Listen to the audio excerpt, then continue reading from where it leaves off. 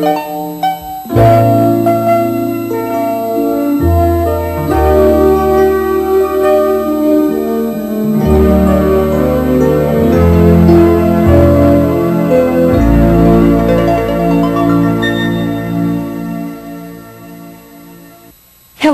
I'm Estelle Getty.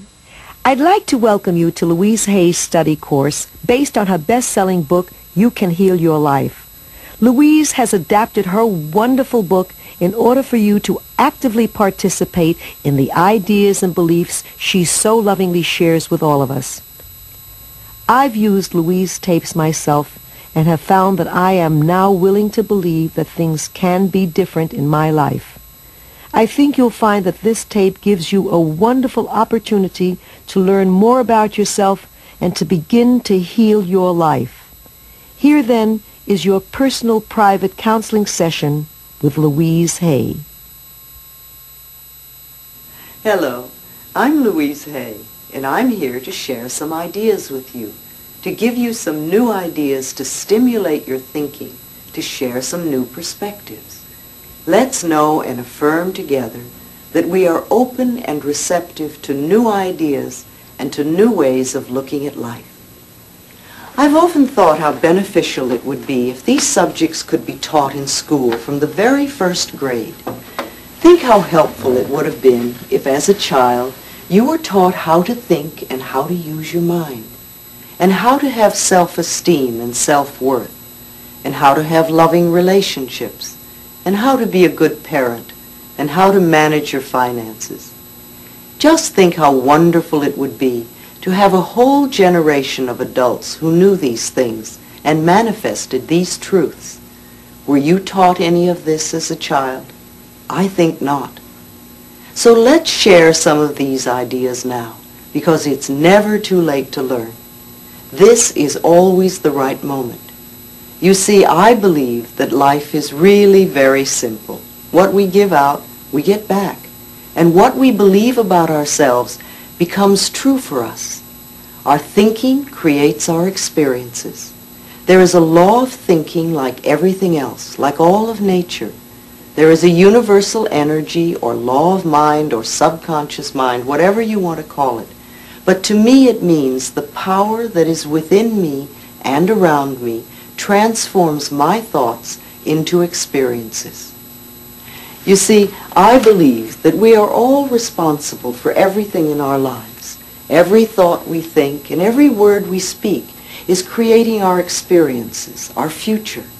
And it's almost as though every time you think a thought or you speak a word, that universal intelligence or energy is listening or responding to what you are thinking or believing or saying, without judgment or criticism, totally accepting us at our own value.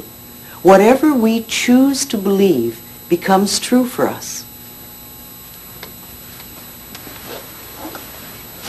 You see, when we are little, we learn what to think about ourselves and what to believe about life from the adults around us. And when we grow up, we have a tendency to recreate in our emotional life the emotional environment we had as a child. Now, this is not good or bad or right or wrong. It just means that is what we believe to be true for us. And we also have a tendency to treat ourselves the way our parents treated us.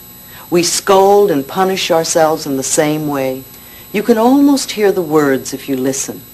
And we love and praise ourselves in the same way if we were loved and praised as children.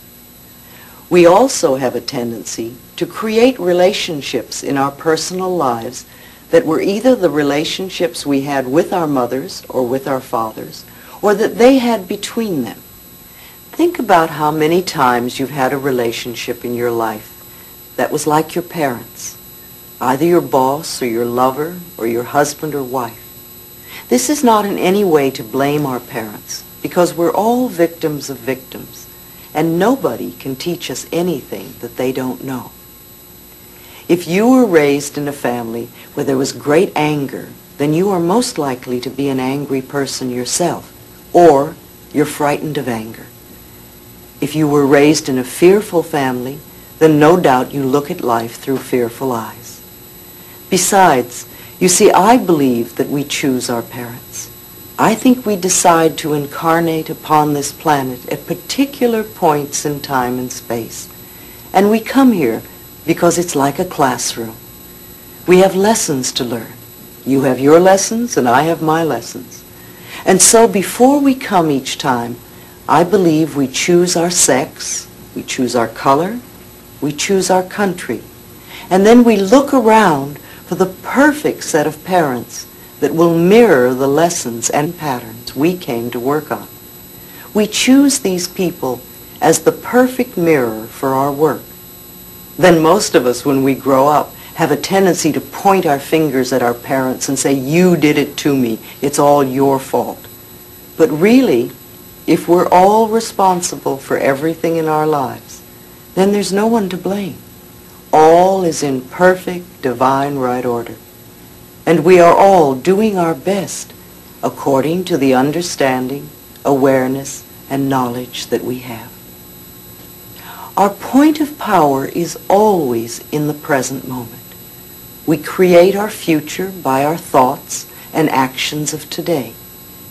And we can know that no person, no place, and no thing has any power over us. We create all our situations and all our circumstances by our thinking, feeling patterns. And then we usually give away our power by blaming others when things do not go the way we want. Is this true for you? We all have things we believe and ideas about ourselves. Now, which one of these two ideas could be true for you? People are out to get me, or everyone is always helpful? If you really believe that people are out to get you, then you're going to have those sorts of circumstances in your life. However, if you choose to change that belief to everyone is always helpful, then you will find that wherever you go in life, people are there to help you. Now, wouldn't it be better to think that way?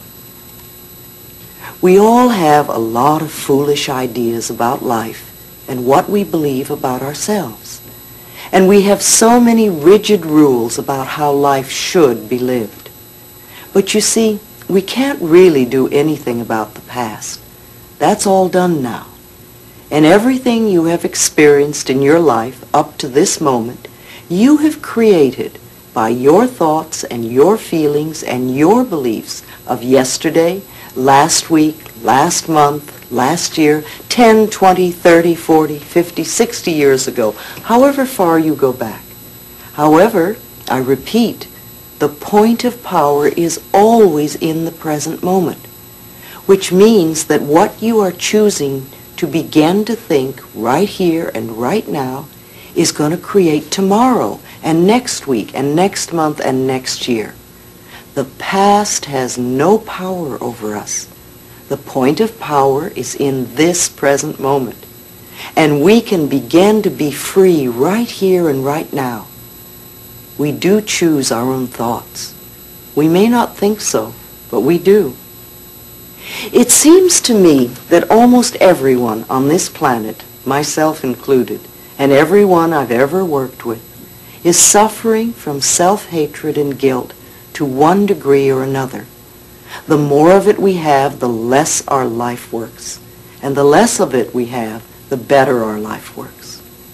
It's like the bottom line for almost everyone that I know is, I'm not good enough.